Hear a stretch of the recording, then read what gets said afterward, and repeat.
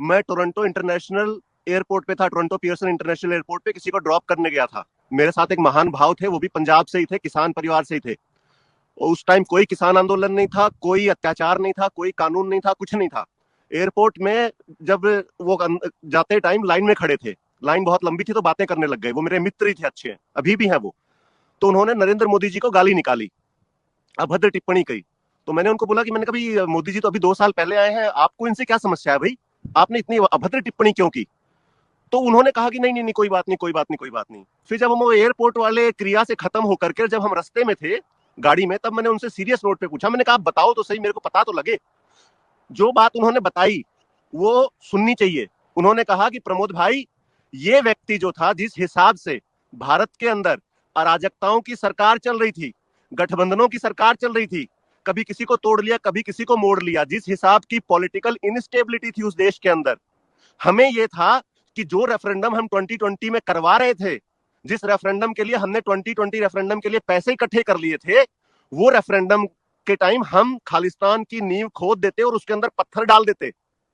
लेकिन इस व्यक्ति ने आकर के उसकी धज्जियां उड़ा दी हैं। मैंने कहा वो कैसे? कह रहा इसने भारत को एक पॉलिटिकल लीडरशिप दे दी है, इससे हमें प्रॉब्लम है। मैंने कहा, और उसने कहा कि इसने हिंदुओं को जातियों से ऊपर उठ करके और अपने देश के लिए और अपने राष्ट्र के लिए एक कर दिया है, इसलिए हमें इससे नफरत है। हमें इससे नफरत इसलिए है क्योंकि इसने इसने हमें एक परमानेंट डैमेज कर दिया है। मैं कहा जी परमानेंट कैसे डैमेज कर दिया? उस टाइम योगी आदित्यनाथ भी आ चुके थे मुख्यमंत्री के तौर पे। तो मैंने कहा जी परमानेंट कैसे? कह रहा है आज दुनिया के सामने सबसे बड़ी प्रॉब्लम यह है कि दुनिया के किसी भी देश के पास लीडरशिप नहीं है, चाहे अमेरिका लगा लीजिए, फ्रांस लगा लीजिए, जर्मनी लगा लीजिए।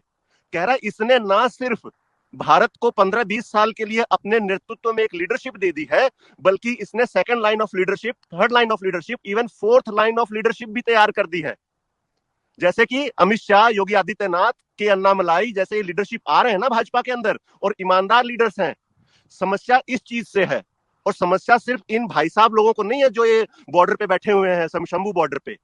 इन पूरी दुनिया को यही समस्या है कि जहां की पूरी दुनिया लीडरशिप के लिए जूझ रही है, तरस रही है, कोई उनकी समस्याओं को एड्रेस करने वाला लीडर नहीं है।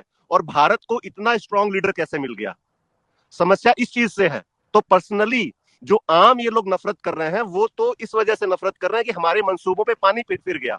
उसने एक बात और मेरे को बड़ी महत्वपूर्ण कही उस वक्त। कह रहा है कि हम तो ये सोच के बैठे थे कि इन अराजकता सरकार और ये गठबंधन की सरकारों की वजह से 2020 ज्यादा से ज्यादा 2025 में हम भारत को सिविल वॉर में धकेल देते। मैंने कहा सिविल वॉर में? मैं कहा तुमको क्या फायदा था सिविल वॉर से? उन्होंने कहा कि सिविल वॉर में अगर भारत चला जाता तो हम अपना हिस्सा तोड़ के अलग कर लेते, हम अपना देश, अपना खालिस्तान अलग बना लेते। लेकिन इस नरेंद्र मोदी ने, उसने फिर गाली निकाली। इस नरेंद्र मोदी ने वो सिविल वॉर आगे धकेल करके और 50 साल आगे लेकर के चला गया है। मैं कहा होगी, मतलब करा होगी, लेकिन यह है कि हमारे जीवन काल में नहीं होगी। समस्या यहां है। स्वामीनाथन कमेटी की रिपोर्ट तो 2004 में आई थी, मनमोहन सिंह खुद सरदार था, क्यों नहीं लागू कर दी 10 साल के अंदर? कोई पूछने भी आया था कि साहब स्वामीनाथन रिपोर्ट आपके पास आई है और आप जरा लागू कर दीजिए इसको? कोई पूछने तक नहीं आया। जैसे ही एक राष्ट्रवादी और एक पॉलिटिकल स्टेबल लीडर आया जो कि भारत को एक विकसित देश की तरफ और भारत की संस्कृति को आगे बढ़ा रहा है, उनको समस्या होने लग गई और उसके ऊपर आ गया। एक और सबसे बड़ा कारण ये जो अभी लेटेस्ट 5-10 दिन पहले ही पता लगा है कि एकदम से उग्र क्यों हो गए हैं और एकदम मारने मराने पे आतुर क्यों हैं।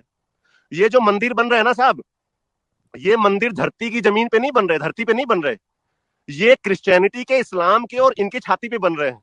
जिस हिसाब से भारत का युवा के अंदर चेतना आ रही है, जिस हिसाब से छोटे छोटे लड़के धर्म की बात करने लग गए हैं, सनातन की बात करने लग गए हैं, इन लोगों को समस्या ये है कि हम ये जो शंभू बॉर्डर पे बैठे हुए हैं, कि जिस हिसाब से सनातन बढ़ रहा है, ये हमें अपने आप के अंदर संभालेगा। क्यों संभालेगा? क्योंकि श्री गुरु ग्रंथ साहब के अंदर 9258 बार राम और कृष्ण का शब्द का यूज होता है। अब उस शब्द का यूज होता है तो उसके रेफरेंस में 2-2 4-4 लाइनें भी होंगी। कल्ला तो ये तो है नहीं कि एक शब्द लिख दिया यार बात खत्म। अब उस एक शब्द के ऊपर जब 2-2 4-4 लाइनों का रेफरेंस होगा तो 9000 को आप 4 लाइनों उससे गुणा करिए तो कितना मटेरियल उस पवित्र ग्रंथ में जो है वो सनातन को लेकर के दिया गया है। इनको ये है कि जिस हिसाब से सनातन का प्रमोशन हो रहा है, उस हिसाब से तो जो है हम, हमारे लिए समस्या है। कारण ये है। एक और इनका मेन कारण ये है, हाँ जी बोलिए। नहीं, आप अपना कारण बताइए प्लीज, मैं अपनी बात बाद में पूछूंगा जी। तो पहला कारण नफरत का जो था वो सिविल वॉर को अवॉइड कर दिया। दूसरा कारण नफरत का जो है वो सनातन का रिवाइवल है। और वो सनातन का रिवाइवल सिर्फ भारत में नहीं है, वो सनातन का रिवाइवल पूरी दुनिया में है।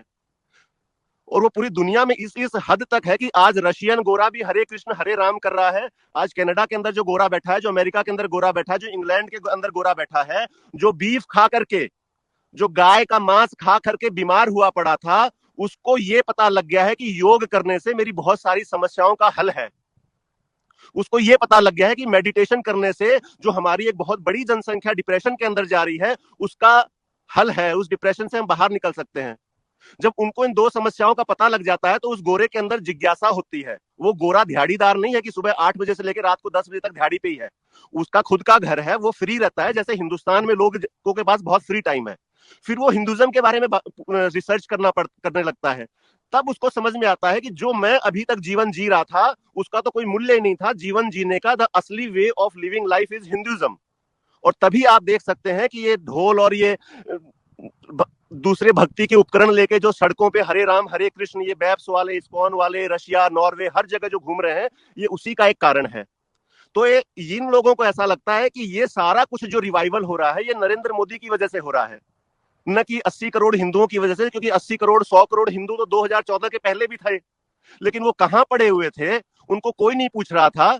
और हम जो है, हमने पीछे इंग्लैंड में और पूरे वेस्ट के अंदर पिछले 40 साल से हम गुरुद्वारे बना रहे थे, हम लंगर लोगों को खिला रहे थे, हम लोगों को ये समझाने में लगे हुए थे कि जो सिक्खी है, जो यंगेस्ट रिलीजन है इस दुनिया का, वो ही बहुत अच्छा है।